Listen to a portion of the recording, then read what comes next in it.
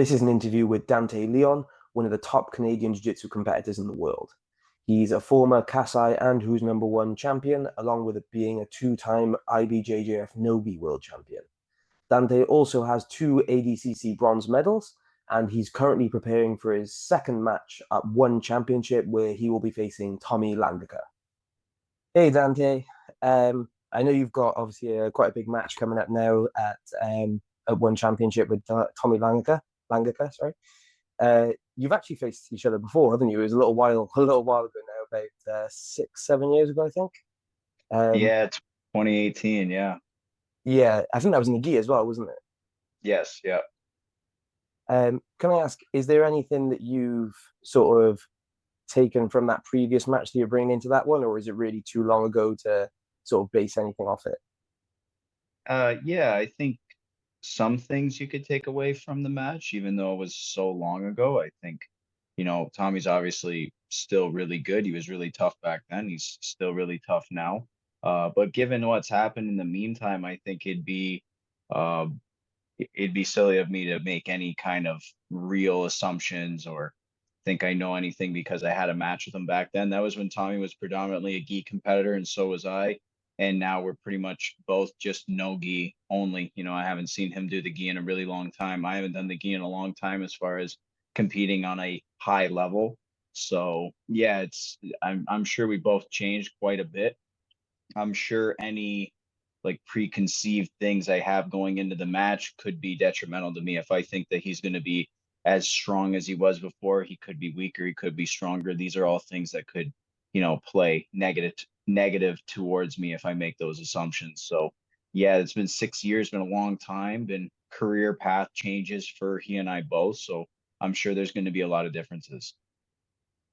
And it's funny you mentioned that you literally haven't competed in the gi for quite a long time now. It's pretty much since about that era as well, wasn't it? About 6, 7 years ago. Yeah, honestly, since 2019, after ADCC, it was in 2019 ADCC, I started to get more super fights. We used to call them back then, but like matches and things like that. And all of it was no gi. So going like match to match to stay busy, I pretty much just had to do multiple camps back to back, no gi. So then I just pretty much just trained no gi. I didn't see a lot of opportunities with that happening for me in the gi. So I just kind of put all my eggs into one basket and just did no gi from then on. And have you ever thought about going back or testing out like a run at gi worlds or anything? And maybe I think it changes all the time. I always go through phases where I really like the gi or watching the competitions or studying film. I still love it. It's the aspect that I fell in love with kind of first. Gi was everything was so gi heavy back in the day. I always liked no gi, probably more than the average person back then. But, gi was kind of what I trained all the time. I do like 5 days a week gi and maybe one day a week no gi. If I had a really big tournament coming up, I wouldn't even train no gi. Even if I had a no gi tournament coming up, I might train like a couple weeks before no gi more than I would typically. So yeah, gi was like such a big part. Still more of my career has been done training in the gi than training no gi. And I'm 17 years into this and almost 6 years now, like not even trying to train to compete in the gi. So yeah, it takes up so much of my life. I do love it. I can't say what the future holds. With the current scene of gi competition, I don't see myself jumping back in anytime soon. Yeah, that's fair enough. I mean, it's like you said, the competition opportunities are much, much, much more different, and obviously the pay structure as well is quite a bit different. Um, Yeah. for you as well, obviously you mentioned it's been about 17 years, and you've been competing at literally the highest level for coming close to a decade now. It's got to be about 8 years or so. What do you think has been the main sort of like thing that's given you that longevity at that level?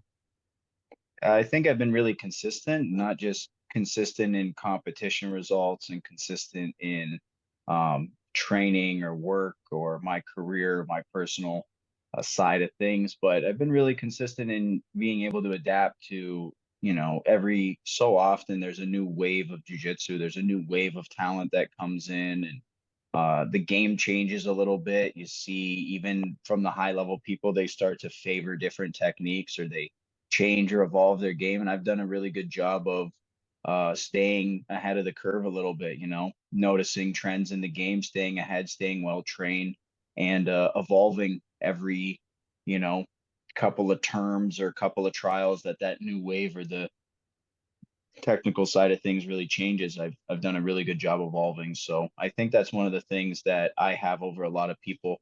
I know everybody works really hard and I know everybody competes and puts a lot of emphasis, and the public puts a lot of emphasis on the results. So you can't stay in the top 10 rankings if you even string together a couple losses. It's hard to stay up in the rankings. So it's really important that you have to bounce back. In order to do that, you just have to stay up with the trends of the game. It's an ever evolving thing.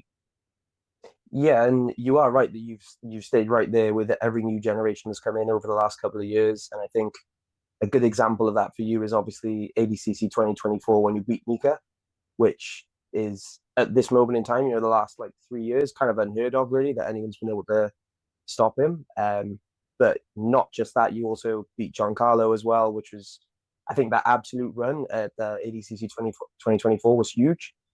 Can I ask, was there anything you sort of like took from ADCC that you're going to sort of take forward now into the next cycle in about 2 years' time? Yeah, you always think in as an athlete, confidence and ego has to come into play a lot of times. And even if you are a humble person, you still have to be under the belief that you can beat anybody, especially if you're up at the high level. And a lot of times people who are in a weight class like mine, walking around at around 170 pounds, um, that has an asterisk beside it when you say you can beat anybody, because you usually can't do well in the opens. You usually can't beat like the best guys that are two weight classes above you or anything like that. But I was able to prove, not so much to myself, because you do believe that if you are confident in your skills and you're confident in yourself as an athlete, you believe it. But I was able to prove it kind of to the world. Like I can literally hang with anybody in the world, and there is no asterisk beside that. It's literally anybody in the world, regardless of size, regardless of event and tournament. I had a lot of confidence last year and had a time in the year where I felt like I didn't have a lot going on. I decided to enter one of the toughest tournaments at super heavyweight and won. That was another thing that proved to myself a little bit, proved to the public that I can do these things that I don't really see anybody else doing things like that. And I think it makes me unique.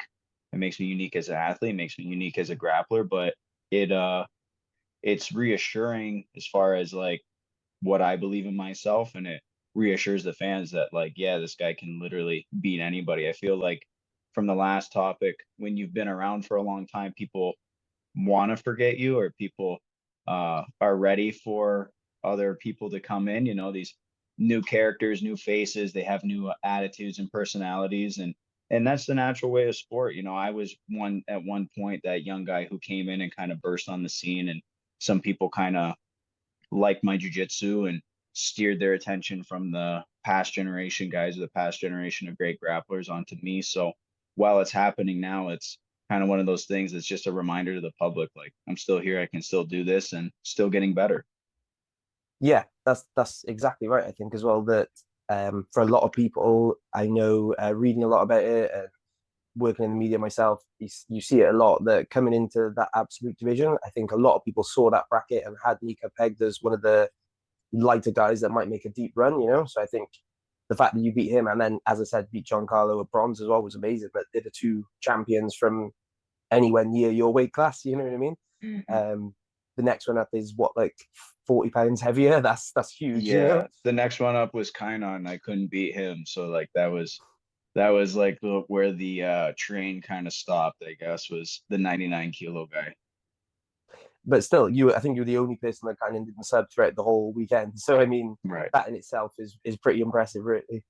Yeah. Um, and from the ADCC Absolute run, I noticed that obviously you haven't really done the Absolute ADCC before, even though you've had similar deep runs in your weight class. Have you never chosen to do it, or have you just not really had the opportunity? Because I know it's kind of it gets selected a bit more with ADCC. I think I probably couldn't have done it in 2022. I just didn't think to do it at the time. It was wasn't really satisfied with my bronze medal because I also had like another pretty close match in the semifinals and then rallied back for third. I just didn't think it was like something to do at that moment, so I didn't do it. But I've always had the open class as something that I was always good at doing them, honestly. Like even when I was younger in the juvenile years, I would move up a division because back then you couldn't compete in the open if you were like not a middleweight juvenile. If you were a lightweight, there wasn't a lightweight absolute. So in order to try and hunt for like double gold or more challenging matches, I'd actually move up to middleweight so then I could do the open. And then I would clearly be the smallest person in the entire bracket because I would be small for middleweight. And then I'm already like one of the smallest or the smallest in the smallest weight class that's allowed to go into the open. So I think it started then. I think it started at 15, 16 years old, taking those risks and doing that. And then all through my color belt career, when I would do IBJJS, I would always do weight and open, like no matter what. They do a lot of tournaments like gi and no gi, weight and open of both. Come home with 4 medals, sometimes not all gold medals, and have like 12, 14 matches for the weekend. So it was always something I did. And, after my weight class didn't go very well, I lost. I lost my first match. I know that was very unexpected. I had a lot more to show. So that probably just propelled my decision even more. I felt terrible to lose the first round, but it would have been criminal to walk out of that venue going one and done and not, try to show more of what I've been working on for 2 years since the last ADCC. So I was happy I got to do that. Yeah, and well, I think the proof is in the results. It's definitely worth doing, obviously. Yeah, for sure.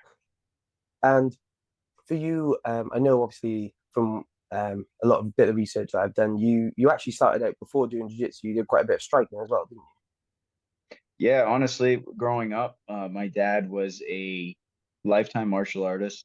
Um, Boxing, Muay Thai were aspects of combat that he really delved into since he was a young kid. So those are things that he kind of taught me and very interested in. And I loved it. I loved following boxing as a kid. That was probably the first sport that I immersed myself in as far as researching past champions and watching current fights, reading Ring Magazine, things like that, probably since I was 5, 6 years old. So it started with that. Muay Thai I also did once I like before I started jujitsu, also for my first 6 months of doing jujitsu, I still did Muay Thai.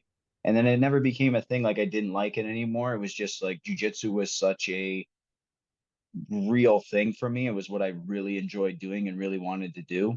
Between sports that I played at the time when I started and doing jujitsu, I didn't want to do anything that took time away from jujitsu in the first 6 months. Like I played hockey still.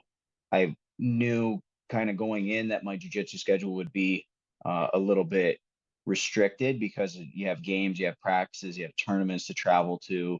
But just throwing Muay Thai or boxing or something in there with it just would have limited my time with jujitsu even more. And I didn't want to do that. At one point, 4 months after that, I would say not even 10 months into starting jujitsu, like 4 months into playing hockey for the season, I was already ready to quit hockey and just do jujitsu as like my sport.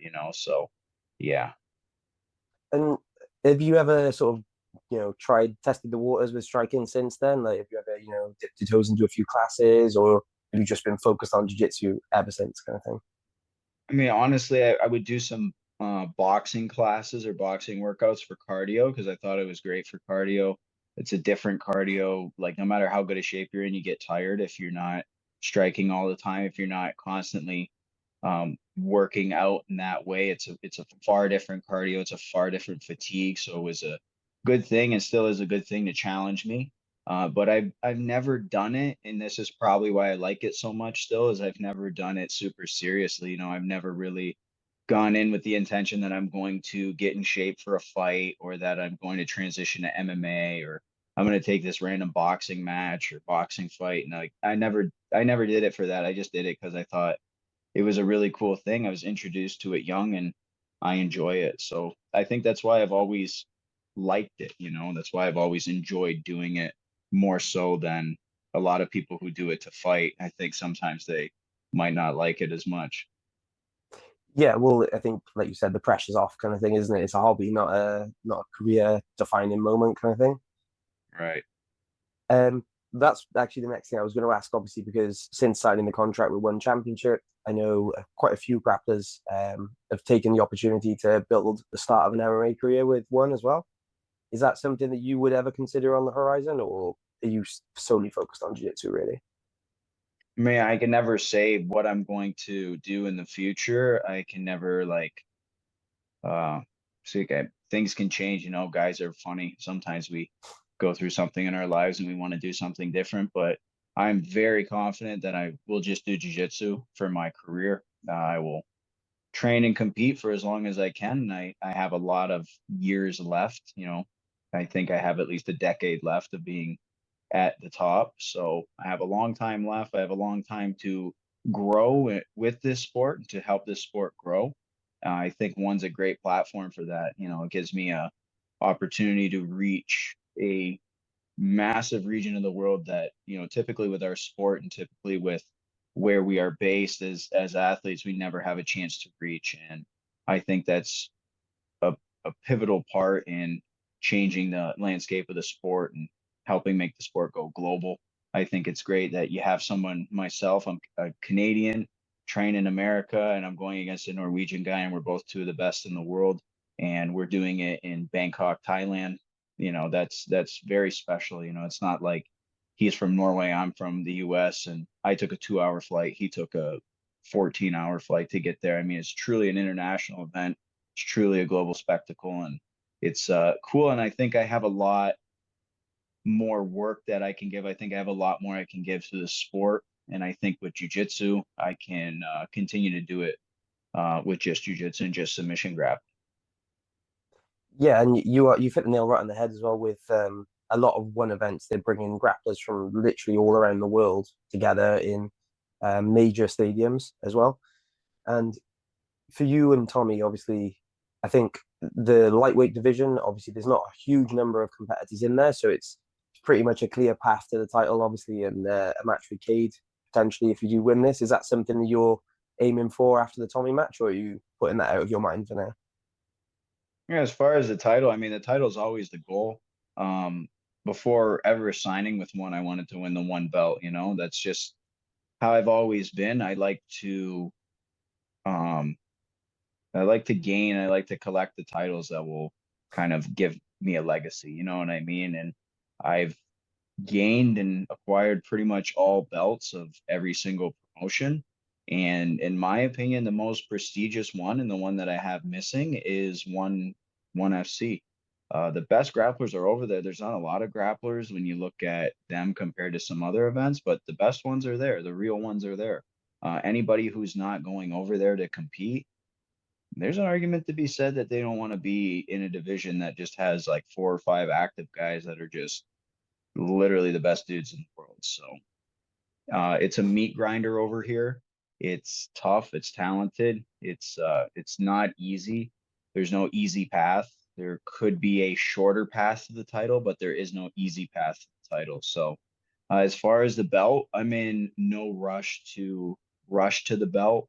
I have a big challenge on my hands with Tommy, so that's to be addressed for sure. Tommy's a guy who's number one contender for a long time at one. He really did push Cade in the first match. He really pushed Cade. The second match is extremely competitive as well.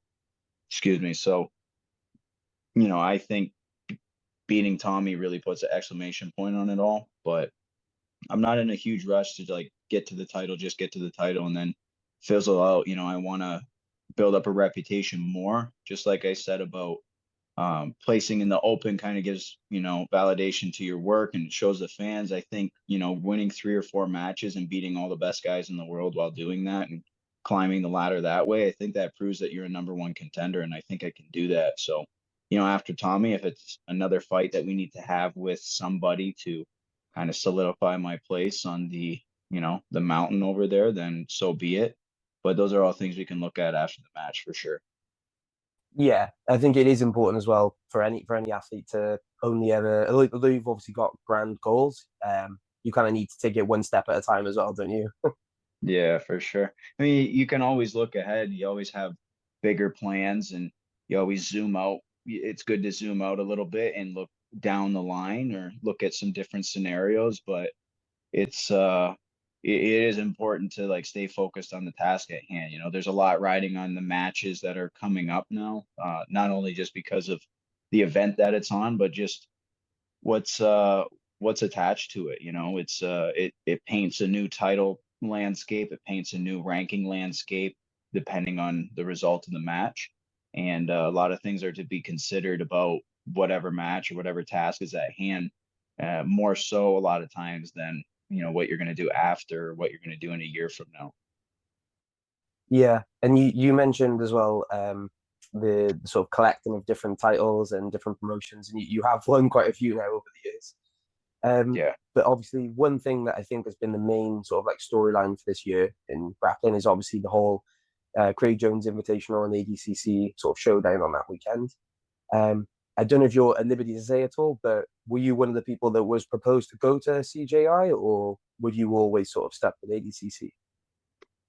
My intention was to do ADCC this year just because of the time that I spent preparing for the event, you know, what the event means to the sport, a number of different things. But the main reason was because I spent basically 2 years training for ADCC with it in my mind. Um, I never got a direct invite, but I don't know 100% how many people really did get a direct invite. I think a lot of the invites were people who showed interest, and it wasn't anything because I didn't believe in the event or I didn't agree with it. It was not anything like that. My opinion, that was the greatest weekend of jujitsu for jujitsu in the history of our sport since its invention, to be honest, if I'm to be honest with you. And it was just because I intended to do ADCC, and so I did it, and I think it worked out very well. Um, you know, CJI was a great event. ADCC was a great event. I think they came together. They've made the sport so much better after a weekend is like a big boom. It was the boom we've been looking for with these events for so long, as a boom we were looking for with a lot of the events we did with ADCC, a lot of events we did back with super fights at ADCC events. We were in these big venues looking for these big corporate sponsors to be like, hell yeah, like, you know, this is what we want to do. We were looking for these organizations to get on board. And I think combining CJI and ADCC, it kind of sent it in the right direction. You know, I don't think um, you know, direct TV is coming to cast this on their TV necessarily or across every different home in the US, but you know, we are really putting a foot in the right direction at this point, and those things are not far away. Those things are well within the grasp of us as athletes, well within the grasp of a lot of these big corps in grappling. You know, one FC being one of them,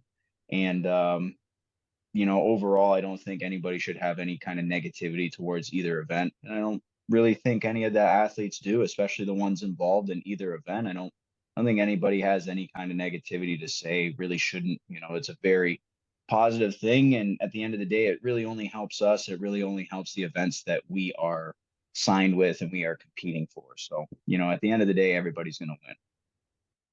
Yeah, you're exactly right. And I think one thing that, as a fan, we saw quite a lot of that weekend is that I think people underestimated the depth of talent that there is in the sport as well, because a lot of people thought that just from those two events happening on the same day, the field of competitors might not be as strong at ADCC and that sort of thing. But I think it literally almost didn't make a difference. Obviously, there were some big names missing, but the brackets at ADCC were still just as tough as they ever would be. You know what I mean?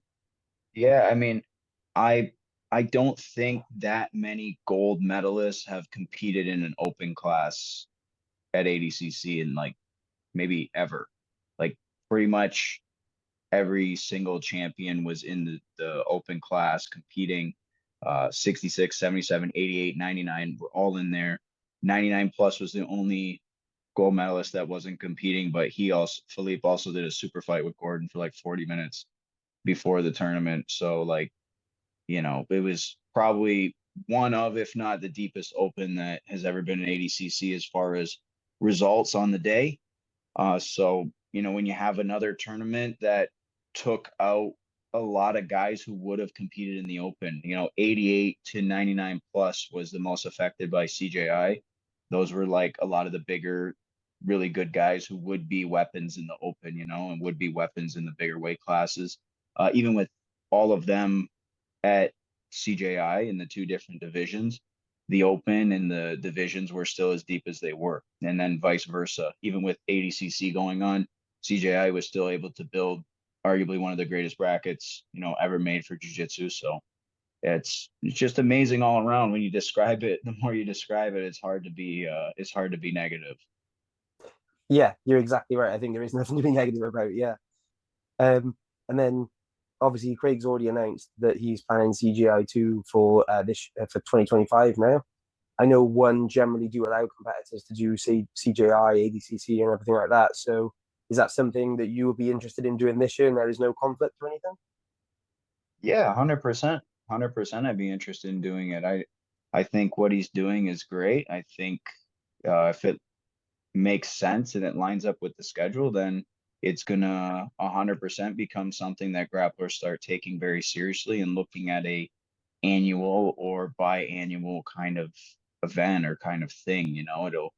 I don't know if anything will take the place of ADCC, but there's definitely room for other tournaments to come about and be a thing. When we look at wrestling, there's a lot of tournaments that we don't really know about that are, annually.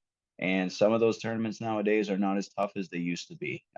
There's a tournament in Serbia that's like the Uruguayan Open or the Uruguayan tournament.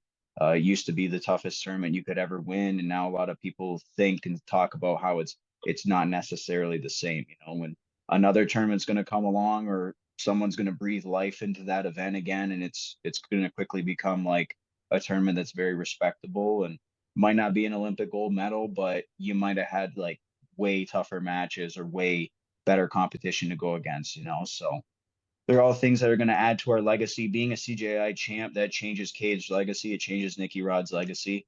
Even though it's not saying CJI and then saying ADCC, it doesn't sound the same. It doesn't mean the same on paper, but those are legacy wins, and it's cool that CJI is becoming something like that, something that's like a legacy event. Yeah, you're exactly right. And obviously, for someone like you that wants to collect a few different title belts, that's something that would be nice to add to the collection as well. Yeah, absolutely. Absolutely. And that's pretty much everything I wanted to go through with you, though, Dante. Is there anything that you want to say, or anyone that you want to give a shout out to, or anything like that? Not really, as always, is just thank you to family, friends, fans, everybody back home, training partners, sponsors. It's always boring to list them off. So at this point, I think everybody knows who they are. And I'm excited. I want to say thanks to one. I'm excited to get back so quickly. It feels like I was just there because I was kind of just there. I was just there a couple weeks ago. So it feels good to come back. It feels good to get out there before and have a match. I kind of saw the lay of the land and I kind of know what to expect. I love Thailand. I had a great impression with it. And to go back to some place like that with 20 hours of travel, only 5 weeks in between the matches or 4 weeks in between the matches seems like a lot, but I'm excited to go back. I'm excited to see Thailand again. Awesome. Well, thanks very much for your time, and I wish you the best of luck as well. Thanks, man. Appreciate it. Cheers. Take care. See you, Bye. man.